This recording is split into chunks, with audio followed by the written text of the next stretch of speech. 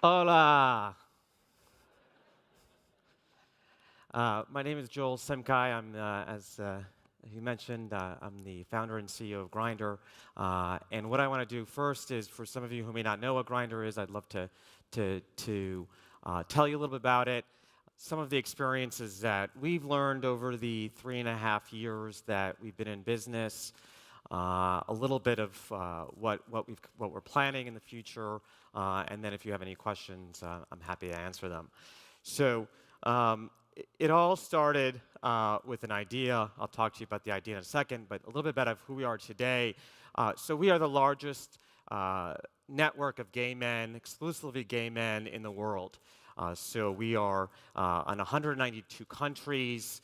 Spain is one of our most popular countries. Madrid and Barcelona are very good cities for us with very good gay communities. But it's truly a global user base. We're based in Los Angeles. We have a team of about 45 people. And then we also have certain people outside of Los Angeles. But in terms of our company is based in the United States, but our users are global. The UK is also a very large market for us. And Europe is fantastic, Asia. And essentially, wherever there's gay men, there's Grindr. We're very proud of that, and we love to be able to do that. And one of the things that we've been able to do this is because we've used location in ways that were very novel 3.5 years ago. Today we all talk about location, and location is so important to a lot of different services. Foursquare, Facebook, Twitter, almost everybody uses location. We were the first, one of the first, I should say, actually, in doing that. And I'll talk to you about in a minute why location is so important to what we do. So Grindr, I'm curious where's the slide? Okay. Well, I just want to quickly show you. So Grindr is essentially, when you download the app, it shows you a grid of pictures around you. You see this grid, the different guys in order of distance. So the first guy is the closest, and then we'll show you who's in order from there. And then you can tap on one of these little thumbnails. You can see their profile, and then you can chat with them. And it's a very, very simple and straightforward experience for the iPhone, Android, and also BlackBerry. So how did it all get started? And the answer is I had a problem. And my problem was and remains that, as a gay man, I would go somewhere, I'd lead my life, and I didn't know who else is gay.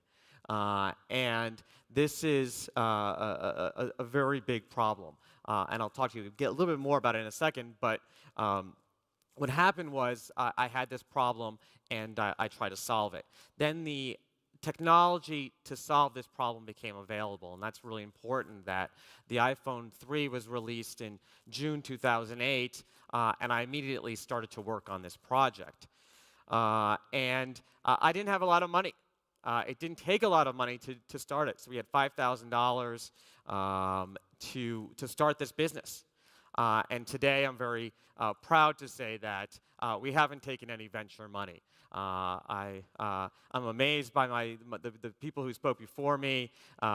Tens of millions of dollars in money venture raised. Grindr's raised zero. And we've been able to do that because of our business model, and I'll talk to you about that in a little bit also. And then we launched in March 2009, and since then we've been growing very, very rapidly. So how did this all happen? And it goes to solving a problem. So the problem that I had, as I mentioned, is being in a room, being somewhere, and not knowing who else is gay. So that may not make that much sense to you if you're not gay. So if you're straight, you can look across the room, you see a woman. If you're a straight man, or if you're a woman, you see a man, and that's very obvious to you. But imagine that you didn't know if you're a man, if you're a straight man. Imagine you had no idea what women looked like, that you were blind to women, that you had no sense of what a woman looked like, and you had no way to know that was that a woman or a man, right? So that's the life of a gay man, really. It's true. We see guys, and we don't know if they're straight or gay often. So just imagine what a big problem that would be for you. And yes, that is a very big problem. So we sought to solve that problem. And we were successful because we could help solve that problem. And so one of the things I encourage you guys to do when you look at your businesses is make sure you're solving a problem. Don't just do something. Don't just, just because you think it's great, that's fine. That's a good start. But are you truly solving a problem? And the bigger the problem you solve, the more successful I think you'll be. And also in your marketing and in the way you get your users, because those users will be your advocates. Whether it's Hotels Tonight, where those users are solving a problem, or Grindr, where users are telling each other about the app. So solving a problem is key. The other thing that we've done is we embrace simplicity. Part of this is because we didn't have a lot of money at first. The other part of it is because it was mobile. It's a small screen. We're mobile only, so we don't have a website. We only have a mobile business. And so the screen is much smaller, right? There's no real keyboard. There's a lot of things that don't exist in the desktop. And you don't need complexity to solve a problem. The most elegant solutions to a problem are always the most simple, I think. And so always look for how to do this a lot more simple. And so less taps, less clicks. What can be done to simplify it? And you might not solve everybody's needs. So you might talk to your users, and your users might say, "Hey, I want all these extra features. I want to be able to do this and that, and I want to take this, and I want to bring." Well, you don't have to satisfy everyone. You've got to just satisfy your core, because it's going to be really, really important. And one of the other nice things about our simplicity is we don't localize. So Grindr is only in English. And our users in Spain use it. They don't really have to understand English. We've got users around the world that don't understand English, but they can still use the app. And so that, I think, is part of because of the simplicity of the app. Also because of a lot of user-generated content. So when you talk to someone here in Spain, in Madrid, you're talking to them often in Spanish because the other guys here are Spanish. So that's a little bit of a benefit that we have that you may not have in your business. But certainly the simplicity of your service is something that I think you guys can also deal. And we also, and so part of that is we always ask, what does the user want? Users always comes first. To the point that we don't always ask, what makes us the most money? That's not our first question. Our first question is, what does the user want? And we think that the money will come later. Speaking of money, monetize early. So when we started this business, we already had sources of revenue. I'll talk to you about the different sources of revenue. One is in the dating business, it's been historical that you use subscriptions. So you pay $50 a month, 30 euros a month. We decided we wanted to do advertising as well. And so we diversified. We have those two revenue streams. One is advertising, and one is our subscription service called Grindr Extra. And so that gives us extra features to our users. And part of my hesitation was when I first started the app, I said, I don't want to charge people. This should be a free service. This is a service that I want to give to people because I really believe in it. But then I had the bills come in, and I had my hosting bills, and I wanted to hire people so I can grow it.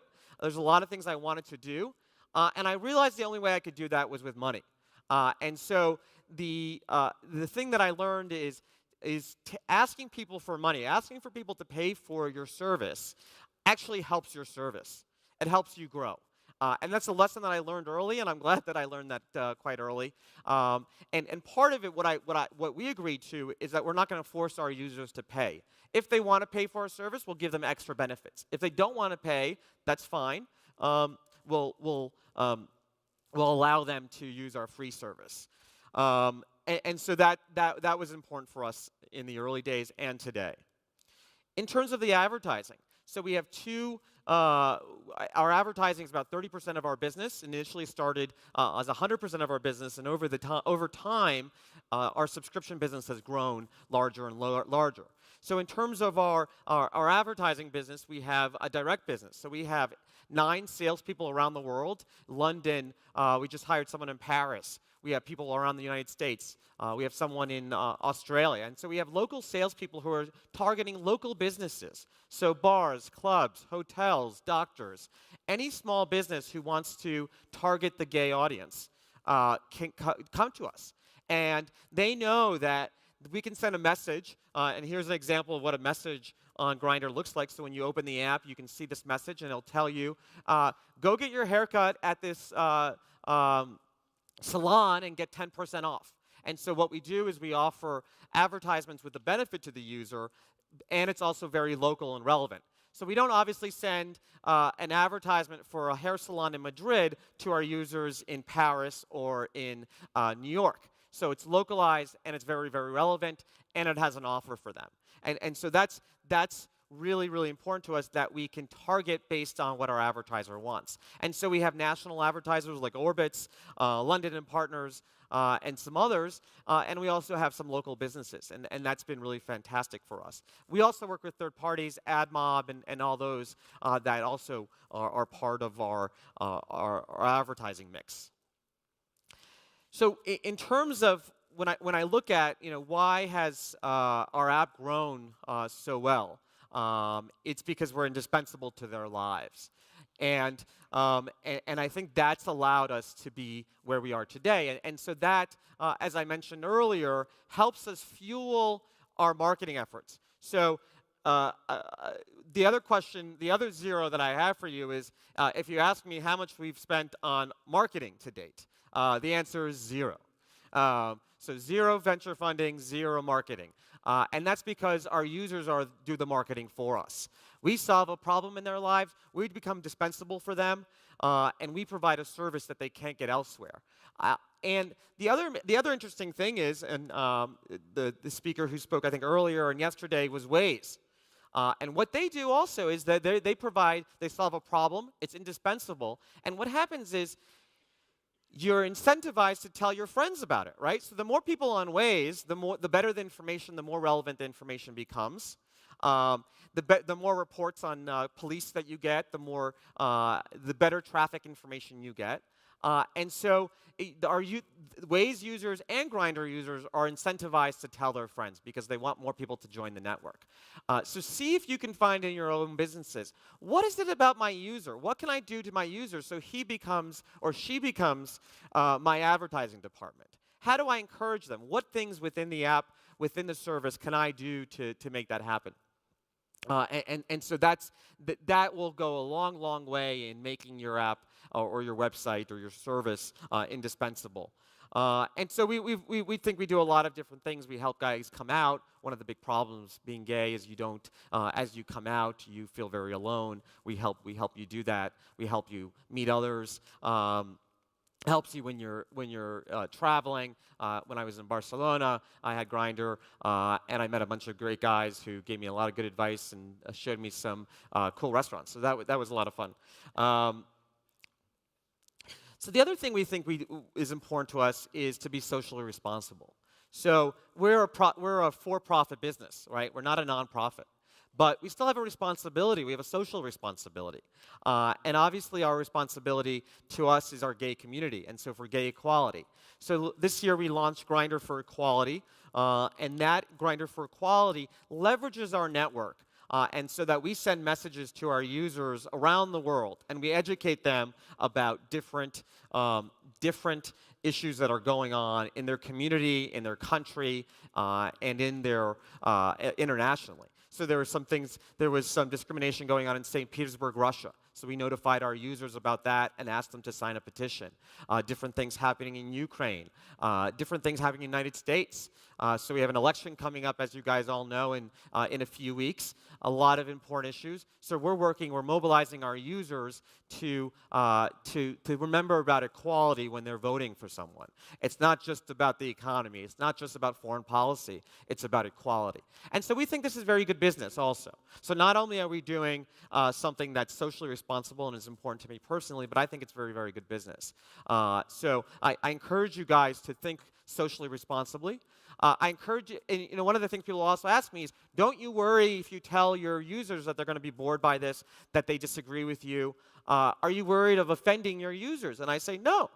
I mean, I never get worried about that. So don't worry about offending your users. So last year we also launched Blender. And so Blender is a very similar service for straight people and lesbians. It was based on a lot of people saying, hey, I'm jealous. I want to have Grindr also. A lot of my straight friends and girlfriends were very mad at me. So we launched Blender so that they can do it also. And so for us, for us, we wanted to make sure we could satisfy a largest group as possible. So gay men make up anywhere between 3 to 10% of the population. And so we certainly wanted to diversify that. So Blender was our effort to diversify, and has been very helpful for us in reaching a broader audience. So this may make sense for you to go broad. There's also, I'm going to contradict my advice here a little bit and say, you may want to also go very narrow and focus on what you do very, very well. And for us, it's gay men. And so we'll continue to focus on gay men as well as we also try to satisfy the broader audience. But sometimes focus is just as valuable as going broad. So what's next? I mean, that to me is the question I ask myself every single day when I wake up. What else am I going to do, right? So as an entrepreneur, I'm never happy. I always want to do more. So when we hit 100,000 users, I said, oh, once I get to 1 million, I'm going to be very happy. And obviously, when I got to 1 million, I said, now I have to get to 10 million. So we always obsess to the future. We always think about what's next. And for us, and for me, I think we've started to solve a problem of who's gay around me, and now we want to ask a lot of other questions. Now I want to know, what are the bars, what are the clubs, what are people doing around me? So there's a lot of new questions that I think about in my daily life that we'd like to answer. So that's for us in terms of the future. And we also think about commerce. We also think about local commerce. So if you're at a bar, maybe we can get involved in some commerce there. If you're at a department store, maybe we can get involved in commerce as well. But commerce for us is very, very interesting, and something that would be a very interesting way to integrate, especially if it's social. So maybe the department store doesn't make sense, but certainly maybe the bar does make sense. And so we're constantly thinking of ways to not only monetize, but also to make the lives of our users a lot more easier. And that's that. Thank you so much.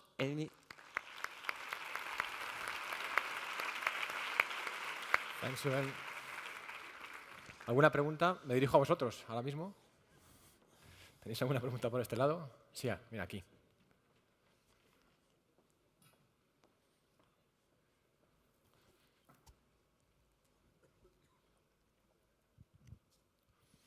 Hi. You said you spent $0 in marketing. You have no investors, but you spent $5,000. What was that cost? What did you do with that? Well, what did we spend the $5,000 for initially? I don't even remember. I mean, it was websites, the domain we had to buy. We had to getting the business. I had a developer who I found who I paid, and so just basic kind of cost of starting up a business. But we didn't spend on things. We didn't we didn't buy business cards until we needed them. We didn't buy things until we needed them. We didn't just. we were very, very, very frugal with our money. We did not spend until we had to, because we didn't have it, right? So, and I try to do it now. It's a lot harder for me to do that today, now that I have a staff of 45 people, to not spend on things you don't need to do, right? It's not a game of just spending money. It's a game of making money. So it's a challenge to do it. It's a lot easier to do when you're 2 or 3 people and you don't have a lot of money. But it's much harder to do. But it's something that I always work on, and I always work with my team is, hey, don't just spend money. This is our money, right? This isn't someone else's money, some guy from Silicon Valley or some investor who gave us money. This is our money, right? This is our users' money that they're giving us so that we can support them. And then so it's a challenge, right? But it's something that, and that's one of the reasons we've actually haven't really taken money is because I want to keep that ethos. I want to keep that mentality of this money is sacred, and we've got to treat it very sacredly. So mainly it was in developing. Developing, yeah, that was the largest expense, yeah. Thank you.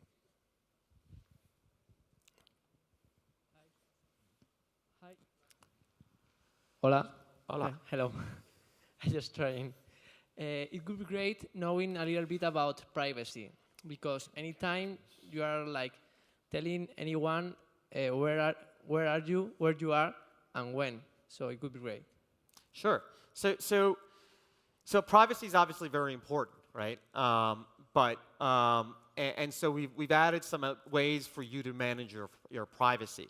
So when you go to someone's profile, you can actually see how far away they are. So it says in meters, this person is 20 meters away. And so you have an option to turn that off so someone can't see exactly how far away you are. The other thing is we don't show you on a map. We just show you in distance. So if somebody is 100 meters away, they can literally be any way around you 100 meters away. And the other thing we found is we're fortunate with our male gay audience is that privacy for them wasn't as important as it was for women. As we went on to Blender, we found that privacy for them was the #1 issue, their privacy for their location. And so we added extra features in Blender to make them more comfortable on Blender. But for us on Grindr, privacy hasn't been that big of a concern. The other thing that we do with regards to privacy is we don't require any information. We don't require an email address. We don't require a cell phone number. We don't require you to create a profile. So we don't require anything. We don't demand any information. So if you're comfortable giving us your information, you can post it to your profile. So that's one of our answers to privacy is that we found our users not too concerned about location privacy, but a lot of them were concerned about their own personal privacy in terms of their names and their identities. A lot of them were not out and they're closeted. And so that's why we didn't require any information. Thank you. Hi. How do you keep your competitors at bay? How do you maintain your competitive advantage? It's a big challenge, and that's something that we work hard on. Part of it is we don't really obsess about them. We don't. We certainly are aware of our competitors, but we don't obsess about them. What we obsess about is ourselves, our product, and our network. One of the nice things about Grindr is that we're the largest, and so in our business, the power of the network is so important. So that if you're at a bar in Madrid, you want to, the biggest value is seeing a lot of people next to you. And the other challenge for us is, as I was talking about simplicity, is a lot of our competitors have features that we don't. And so it's the balancing act between us saying, you know what, we're not going to just copy features from someone else or give features because you want them. We're going to focus on our simplicity and our user experience. And so that's a challenge for us, right? Is for us to stay true to our simple roots, but yet also be competitive. So that it's a difficult balancing act, and we hope we'll do it. We're going to be releasing a new version of the app, and I think in the new app, one of the things I was concerned about is we're going to add all these things, and it's not going to be simple anymore. Because one of the things when we ask our users, what do you like about Grindr the most? They say 2 things. They say simplicity and the guys. And so so the new version, I think, will stay true to our simple roots. Creo que había... Sí. Hi, Joel. You're right. Just a question. You were telling at the very beginning that one of the underlying reasons why you decided to create Grindr was the challenge to overcome of coming out or disclosing sexual orientation. Now, the same issue, I imagine also the lesbian community had the same issue. Why do you want to restrict only Grindr only to gay men and only to lesbians, which actually have the same issue of coming out? It's a good question. I mean, one of the reasons we released Blender is because lesbians can go to Blender. The other thing is, you know, this is a very personal journey for me. This is a very personal experience for me, right? This is not a company for me. This is not a business for me. This is a journey. This is an experience. This is a service that I want to provide. And I think that my connection to that service is something that's been very, very powerful. And I honestly can't have that same connection, I don't think, to the lesbian community. I mean, I obviously have my connections to the lesbian community, but this app was built for men in mind, right? This was built for a guy. And so, and I think it would work very, very well for a straight man also. But for a lesbian or even a woman, and this is a challenge that we faced when we started with Blender, is we had to rethink a lot of things. The mind of a man is very different than the mind of the woman, is my point, right? And a lot of people put the gay and lesbian together. I rather put gay guys and straight guys together, because I think we're a lot more similar than gay men and lesbians. So, long story short is, this is a personal experience for me, and I think that the difference between gay men and lesbian is a lot bigger than one would think. ¿Más preguntas? ¿Sí? Oh, ¿dónde? Okay. Hi.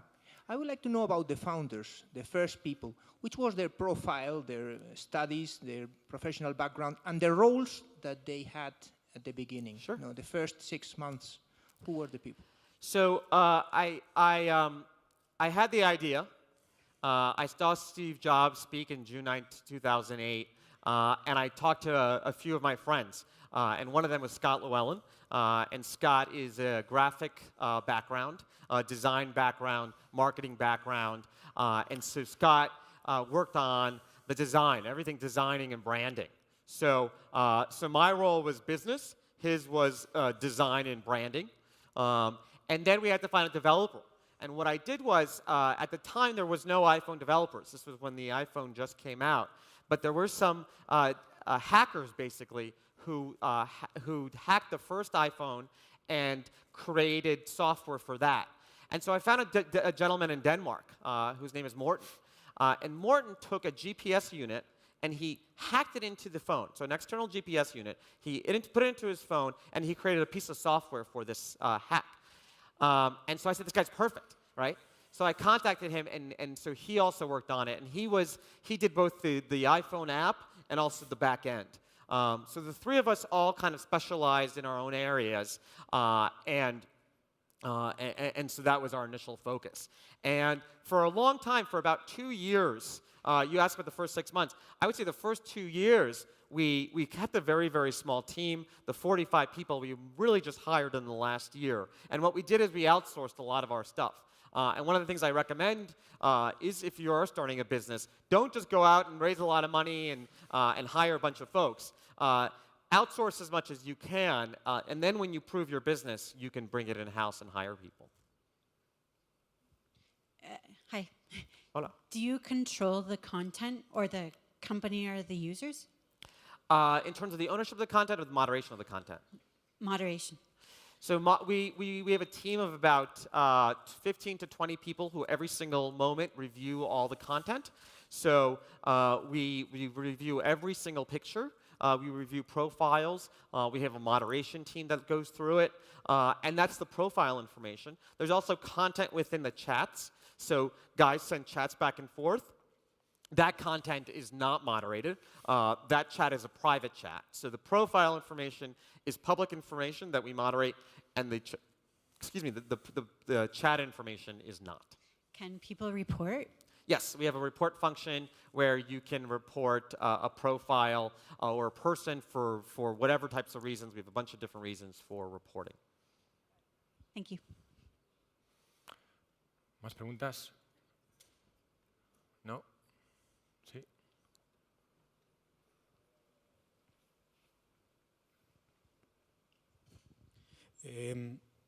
I would like to ask you about competition. I mean, we all know about Match.com from Liberty Media.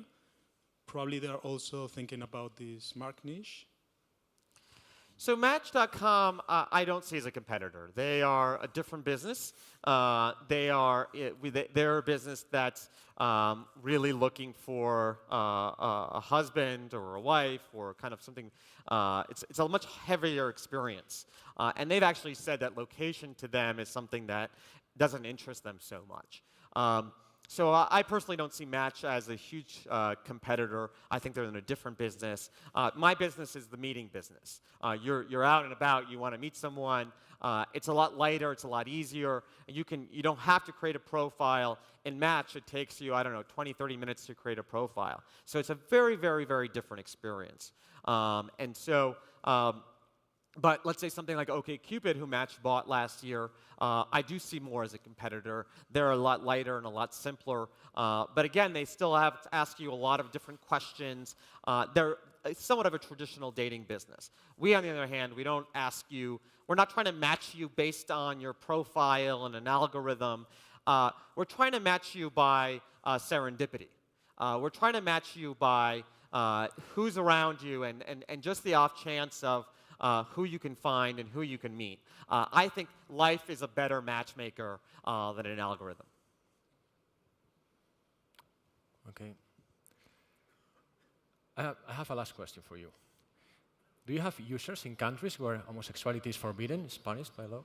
We do. I just read that in 70 countries, over 70 countries, homosexuality is forbidden, and we're in 192. So about half the countries we're in, it's forbidden.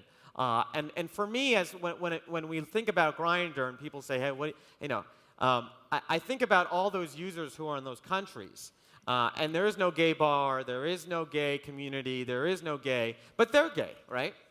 And so what do? What does the guy in Iran do? What does the guy in Ghana do? What does the guy in around the world? And a lot of them are turning to Grindr, and that's what they're allowing them to meet. And so I'm very proud that we can do that for them.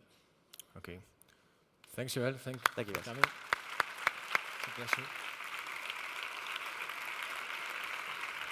Became available, and that's really important that the iPhone 3 was released in June 2008, and I immediately started to work on this project. I didn't have a lot of money. It didn't take a lot of money to start it, so we had $5,000 to start this business. And today I'm very proud to say that we haven't taken any venture money. I'm amazed by the people who spoke before me. Tens of millions of dollars in money venture raised. Grindr's raised zero. And we've been able to do that because of our business model, and I'll talk to you about that in a little bit also. And then we launched in March 2009, and since then we've been growing very, very rapidly. So how did this all happen? And it goes, and then we'll show you who's in order from there. And then you can tap on one of these little thumbnails. You can see their profile, and then you can chat with them. And it's a very, very simple and straightforward experience for the iPhone, Android, and also BlackBerry. So how did it all get started? And the answer is I had a problem. And my problem was and remains that, as a gay man, I would go somewhere, I'd lead my life, and I didn't know who else is gay. And this is a very big problem. And I'll talk to you, get a little bit more about it in a second, but what happened was I had this problem, and I tried to solve it. Then the technology to solve this problem. Hola. My name is Joel Simkhai. I'm, as he mentioned, I'm the founder and CEO of Grindr. And what I want to do first is, for some of you who may not know what Grindr is, I'd love to tell you a little bit about it. Some of the experiences that we've learned over the 3.5 years that we've been in business, a little bit of what we're planning in the future, and then if you have any questions, I'm happy to answer them. So it all started with an idea. I'll talk to you about the idea in a second, but a little bit about who we are today. So we are the largest network of gay men, exclusively gay men in the world. So we are on 192 countries. Spain is one of, we're very novel 3.5 years ago. Today we all talk about location, and location is so important to a lot of different services. Foursquare, Facebook, Twitter, almost everybody uses location. We were the first, one of the first, I should say, actually, in doing that. And I'll talk to you about in a minute why location is so important to what we do. So Grindr, I'm curious if where's the slide? Okay. Well, I just want to quickly show you. So Grindr is essentially, when you download the app, it shows you a grid of pictures around you. You see this grid, the different guys in order of distance. So the first guy is the closest. Of our most popular countries, Madrid and Barcelona, are very good cities for us with very good gay communities. But it's truly a global user base. We're based in Los Angeles. We have a team of about 45 people, and then we also have certain people outside of Los Angeles. But in terms of our company is based in the United States, but our users are global.